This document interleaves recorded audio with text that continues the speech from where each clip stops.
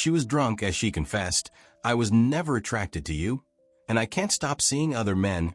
Her words hit me like a slap. While she passed out, I made my decision. By sunrise, I vanished. No notes, no goodbyes. My name's Phil, and I've always been the kind of guy who believed that hard work could fix almost anything. It's just how I was raised. You put your head down, you grind, and everything else falls into place. That mindset shaped my life, especially when it came to my marriage. For as long as I can remember, my days were a blur of meetings, deadlines, and deals. I worked hard. I'd wake up and hustle all day. And by the time I got home, I was too drained to do much more than say goodnight to my wife. But I told myself it was all worth it. I was building a life for us, making sure she'd never have to worry about anything. When I wasn't working, she was all I thought about: how to make her happy, how to give her the life she deserved. I'd bring her gifts when I traveled for work. I'd plan weekend getaways to make up for lost time. It was never perfect, but I figured she understood. Love isn't about being perfect. It's about showing up and trying. At least that's what I thought. Looking back, I realize I might have gotten it wrong. But at the time, I didn't see that. I thought working harder meant loving harder. Lately, though, things had felt off. She barely acknowledged me anymore. At first, I brushed it aside. We'd only been married for 2 years. I figured we were just settling into the routine of married life. Deep down, I knew something wasn't right, but I didn't want to believe it. I told myself she was just stressed, tired, or going through a phase. I thought if I worked a little harder and showed her how much I cared, everything would go back to how it was. I was convinced that love and effort could fix anything. Turns out I was wrong. Very wrong. When I realized things were tense between us, I decided to do something about it. I thought maybe a romantic dinner could help us reconnect. I don't know, maybe I was being naive, but I believed in trying. I spent the entire afternoon preparing. I cooked her favorite meal, chicken parmesan with garlic mashed potatoes, something I hadn't made since our first date. I set the table with candles, dimmed the lights just right, and picked a playlist of soft, slow songs she used to love. It was my way of saying, I see you, I miss you, and I'm trying. When she walked through the door, she looked surprised. "Wow," she said, glancing around, her eyes landing on the table. For a second, I thought I saw a flicker of something, gratitude maybe? She kissed my cheek, sat down, and smiled.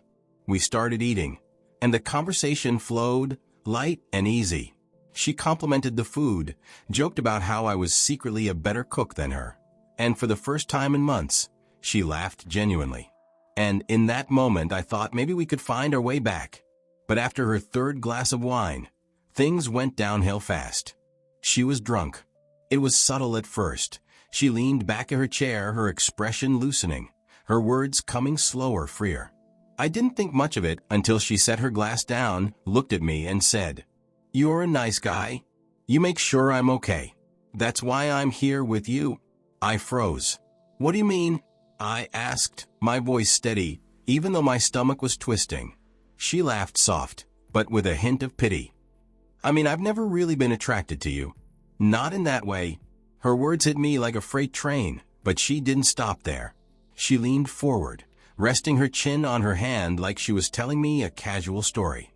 "You're sweet, gentle, safe. But you're not my type." Then she started describing her type, someone rougher, with a darker vibe. Someone who isn't afraid to break the rules. The complete opposite of me. And then, as if it wasn't bad enough, she dropped the bomb. When I met him, my type, I just couldn't resist. One thing led to another, and she trailed off, but I didn't need her to finish. I knew what she was saying. I sat there, nodding like a fool, as my wife poured out truths that shattered me. My chest felt heavy like I couldn't breathe, but I kept my face calm. On the outside, I was composed, but inside, something in me snapped. This wasn't an apology. It wasn't even regret. It was a drunken justification, as if she wanted me to understand her reasons for betraying me. And at that moment, I realized I didn't need to yell. I didn't need to fight. I just needed to let her finish and then decide what to do next. When I went to bed that night, I knew there was no going back. Her words kept replaying in my head.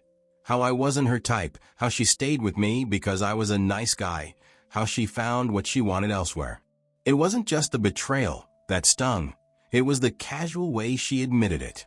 Lying there in the dark, listening to her soft snores, I felt no anger, only clarity.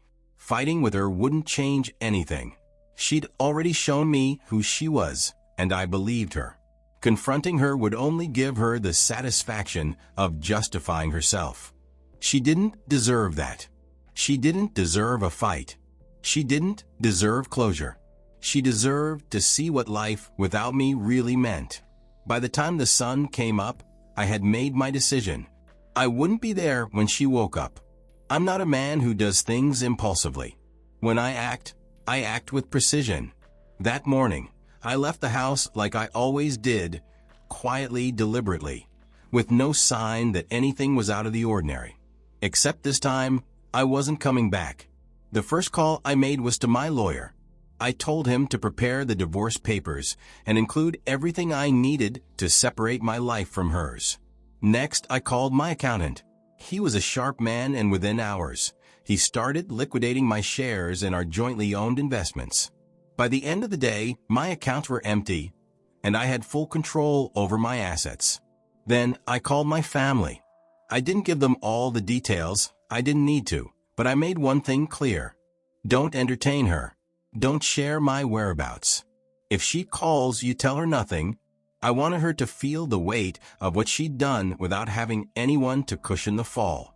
Finally, I left a message with my lawyer to deliver to her when she inevitably tried to reach me. She'll get the divorce papers soon. No explanations. No apologies. Just the cold, hard reality of what she'd lost. A few weeks later, the papers were served. I heard from my lawyer that she tried to reach out, calls, emails, even showing up at his office. I didn't respond. She begged for an explanation. But what could I possibly say that she didn't already know? At first, she didn't want to sign the papers. She was hesitant, dragging her feet. Maybe she thought she could somehow salvage what we had, or maybe she just didn't want to lose the stability I provided. But when she saw the financial settlement, she caved. I wasn't surprised when she signed. After all, she always prioritized herself. And just like that, the chapter was closed. You know, when I walked out of that marriage, I wasn't thinking about what would happen to her. I just wanted to be free from her lies, her disrespect, and her complete lack of care for me as a person. I thought, let her have the life she wants. And for a while it seemed like she did. At first, she seemed to enjoy her new life. She was free, single, and financially secure, thanks to the settlement. I'd worked hard to build something for us, and she got her share when we divorced. She started going out more, throwing herself into her usual distractions, nights out, new clothes, and, of course, new men. I heard she even joked about how she finally got to live the life she deserved. But here's the thing about people like her. They never think past the moment. She thought freedom meant doing whatever she wanted without consequences. Life doesn't work like that. Eventually, it catches up with you. One of those freedoms caught up with her in a big way. She ended up pregnant. I found out through a mutual acquaintance who still couldn't resist passing along the gossip. Apparently, it wasn't a planned thing. Not that I'd expect it to be. The father? He vanished the moment she told him. No calls, no texts, nothing. Just gone. She was left to deal with it alone. And it didn't stop there. The settlement money? She burned through it like it was nothing. By the time the baby came, she was in serious debt. She had to sell our old house. Well, her house, at that point. It was the last thing left of the life we shared. Then there were her friends, or what was left of them. You see, people like her always attract the same kind of people. Shallow, selfish, and only around when things are fun. When she started asking for help, money, babysitting, a shoulder to cry on, they disappeared one by one. I guess even her best stories couldn't keep them entertained anymore. She got what she thought she wanted, freedom. But that kind of freedom comes with a price. She lost everything that mattered because she never valued it in the first place. The truth? I didn't feel sorry for her. I wasn't sitting somewhere rubbing my hands together, celebrating her downfall, either. I just didn't care. She was a chapter I'd closed. Some people think they're escaping something when they're really running straight into a wall. That was her. She ran, and when she hit that wall, there was no one left to catch her. Years had passed. My life had moved on, not in some flashy, dramatic way, but quietly, steadily. It wasn't perfect, but it was mine. Then, one day, she found me. I was at home, sitting by the window with a book in hand, when the doorbell rang. I wasn't expecting anyone, but when I opened the door, there she was. She looked the same, not looking bad, put together, carrying herself with that air of confidence I once admired. Her eyes met mine, steady and searching, as if trying to gauge my reaction. Seeing her again stirred nothing in me but a cold, quiet detachment. I didn't know how she tracked me down. All I felt was disgust. She stood there for a moment, staring at me as if waiting for permission to speak. I didn't give it. Finally, she started talking without waiting for any more approval. Her voice cracked as she spoke. "I've been trying to find you for years," she began, her voice low and shaking. "I needed to tell you how sorry I am. I made a mistake, a terrible mistake, and I've paid for it every single day since." She paused, waiting for me to say something, but I didn't. I just leaned back on the front door, watching her squirm. "I thought I could have everything," she continued, her hands trembling as she clasped them together. "I thought I could find excitement somewhere else and still keep you. But I was wrong. I didn't realize what I had until it was gone." Her words spilled out, desperate and messy. She told me about how her life had fallen apart, the failed relationships, the debt, the loneliness. She even admitted that she was left pregnant and alone. She looked at me, tears streaming down her face, and said, "Please, I need you. I've never stopped needing you." I leaned forward, locking eyes with her. I wanted to make sure she understood that this wasn't a conversation. It was the end of one. "You made your choice," I said, my voice calm but firm. "You were never attracted to me, remember? I wasn't your type. So, go find your type and see if he wants you now." She flinched as if my words had physically struck her. But I didn't stop there. "I don't care what you regret. I don't care how much you've suffered. That's your burden to carry, not mine. Don't ever show your face to me again." I stepped back, closed the door, and walked away without a second thought. I didn't need her explanations, her apologies, or her regret. That part of my life was over, and there was no reason to reopen it. As I walked away, I thought about the man I had become. Losing her had been painful. It had torn me apart in ways I didn't know I could break. But it also forced me to rebuild. And I am still rebuilding. Sometimes, the greatest gift you can give someone who betrays you is your absence. And sometimes, the best thing you can do for yourself is to walk away and never look back. In losing her, I found myself, and that I realized was the only closure I would ever need. So let me ask you, if you were in my shoes, what would you have done? Honestly, think about it for a second. You've just sat through a dinner you planned to bring back some spark into your marriage, only to have your wife, the woman you vowed to spend your life with, tell you, between sips of wine, no less, that you're not her type.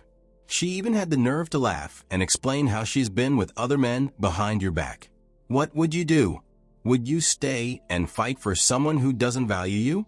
Or would you walk away? Look, I'm not here to tell anyone what's right or wrong, but let me share something I've learned the hard way. If you ever find yourself in a situation like mine, where someone shows you they don't respect you or your love, you've got to stop making excuses for them.